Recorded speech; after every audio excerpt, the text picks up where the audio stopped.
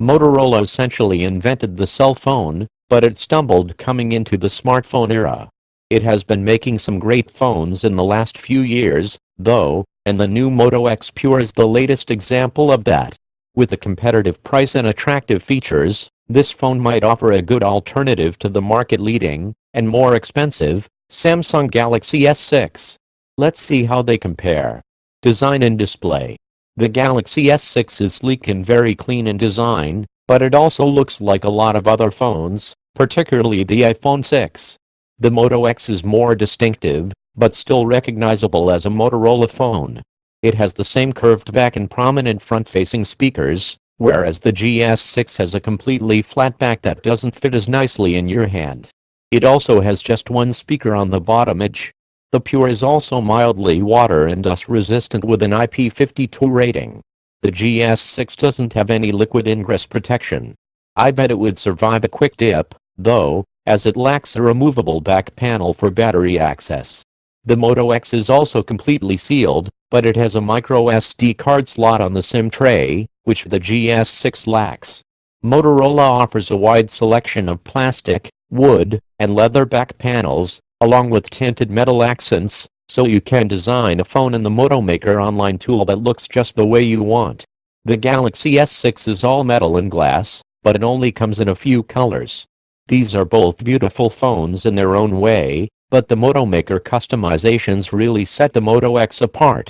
This is definitely one of the main selling points.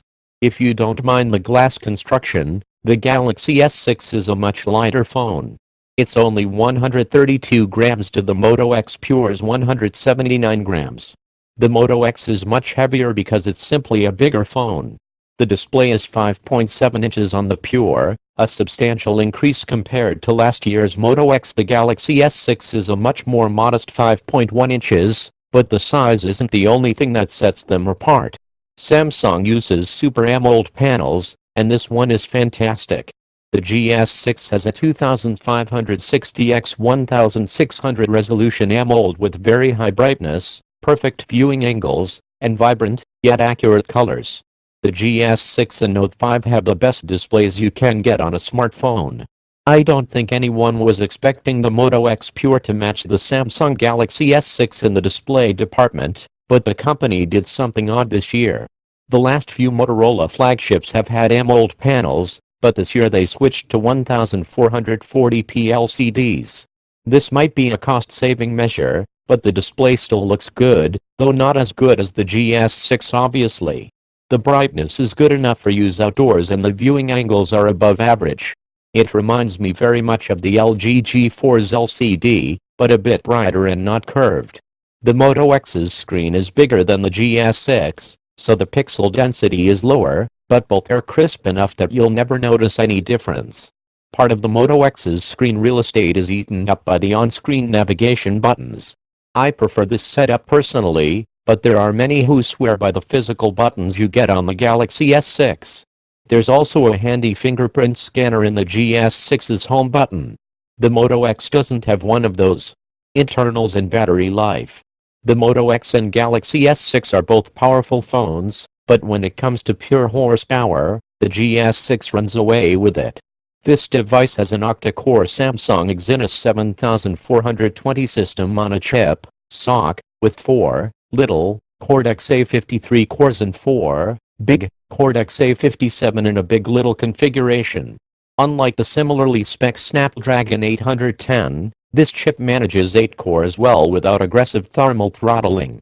Motorola went with a more modest SoC, the Snapdragon 808.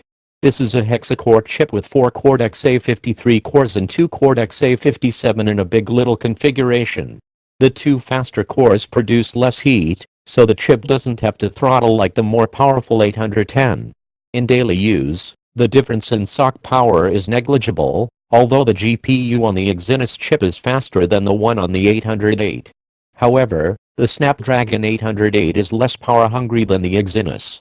Both phones also have NFC chips.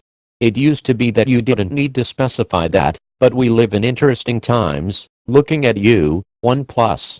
The GS6 and the Moto X Pure both have 3 GB of RAM, which is plenty to keep apps running in the background.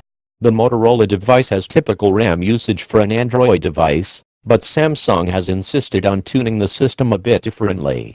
The GS6 will only keep a few apps in memory, then it ends the background process.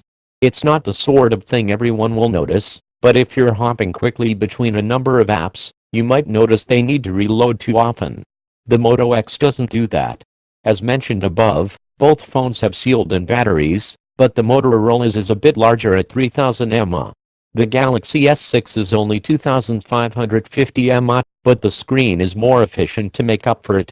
The Moto X will probably get slightly better battery life under mixed use, but screen time will be roughly the same. This is assuming the GS6 doesn't have some sort of software glitch that screws up the battery life, which owners seem to complain about often. Both phones support quick charging, which can completely fill a drained battery in around an hour, but only the GS6 has wireless charging built in. Cameras. Motorola's previous Android phones have had bad cameras. They might have been okay in some circumstances, like bright outdoor light, but the Moto X had a lot of room for improvement. Luckily, the Pure has a vastly improved 21MP image sensor with an f2.0 aperture. It doesn't have optical image stabilization, OIS, but the software stabilization is surprisingly good. A bit of jostling won't screw up a photo taken in medium or bright light.